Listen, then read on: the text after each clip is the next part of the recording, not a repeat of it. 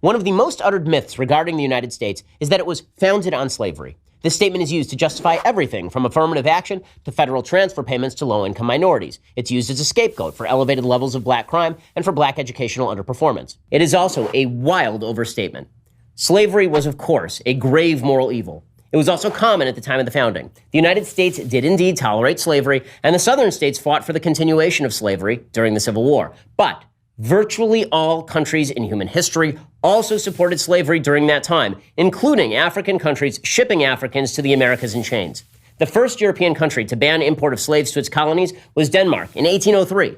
Britain only outlawed the Atlantic slave trade in 1807.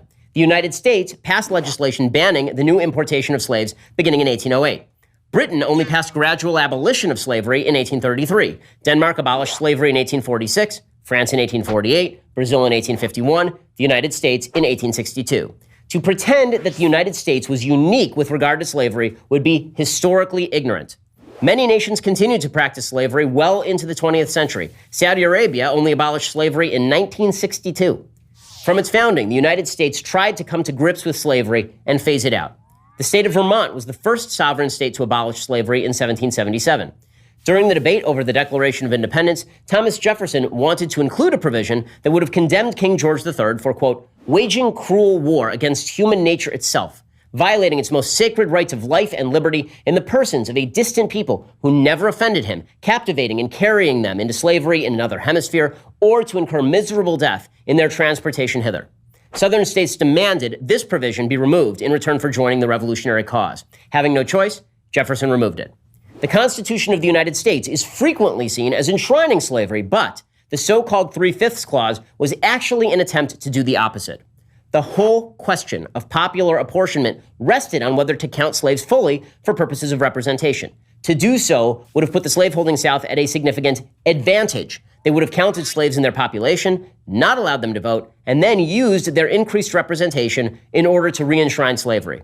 The Constitution also allowed slave importation to continue until 1808, but Congress moved in 1807 to end it there. Then, of course, the United States fought a great and massive civil war to free the slaves, in which over 620,000 Americans died, nearly half the total number of Americans to die in all wars combined. The economy of the United States was not built on slavery. In fact, the South's economic power was dismal compared to that of the North, which is why the North was able to overcome the South during the Civil War. So no, America wasn't founded on slavery. It was founded in spite of slavery, and we fought the bloodiest war in American history to end it. Peace, family. This is my rebuttal to this clown saying that the U.S. wasn't built or founded off of slavery. The U.S. would not be a place where people would want to come if it wasn't for slavery. That's one. And two, it don't matter how many countries you can try to run to say if they have slavery now or then, you can't use as a defense in court for murder the fact that people are still being murdered today and will be murdered tomorrow. It doesn't work that way. That's lightweight, so I'm going to move past that. Now, the value of cotton. Slaves produced cotton, brought commercial ascendancy to the New York City.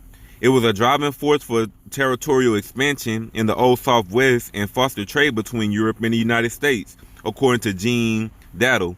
In fact, cotton productivity, no doubt due to the sharecropping system that replaced slavery, remained central to the American economy for a very long time.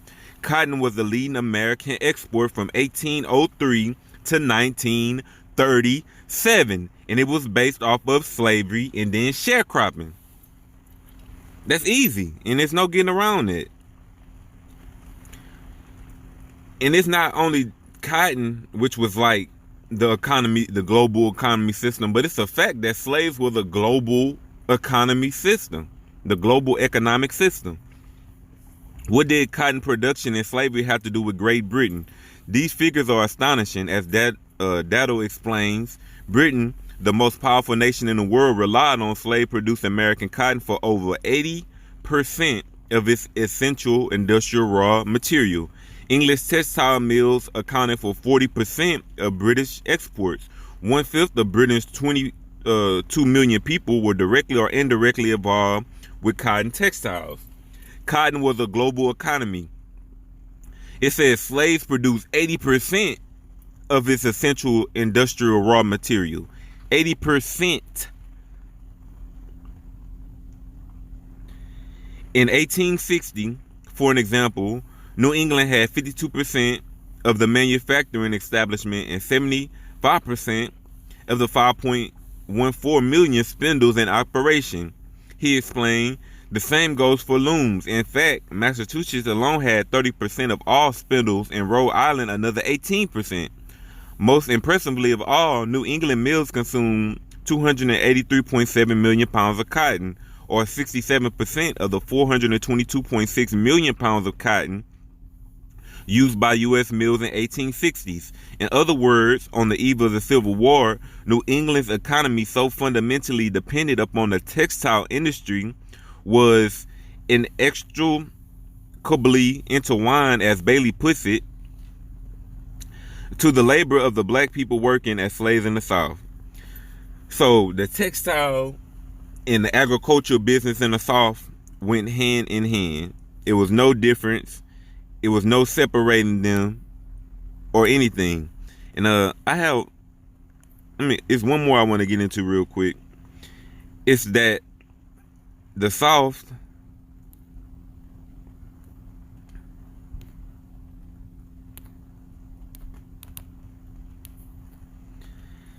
thus bigger cotton farms meant the need for more slaves. The slave population in the United States increased nearly fivefold in the first half of the 19th century, and by 1860, the South provided about 2/3 of the world's cotton supply. 2/3. That means if only a third is left, that's 33%. So somebody else in the entire globe are together combining for 33%. Because 2/3 is already going from the South in America. Southern world had become reliant on one crop and thus was completely dependent on slave labor. So what the United States had existed without the textile industry or the cotton industry or the slave industry, because these people were slave traders and trading slaves was an economic system. And this is not even the deep stuff, but this is a Free Black Society presentation. Stop listening to these Negrophobic people spreading anti-Negritism.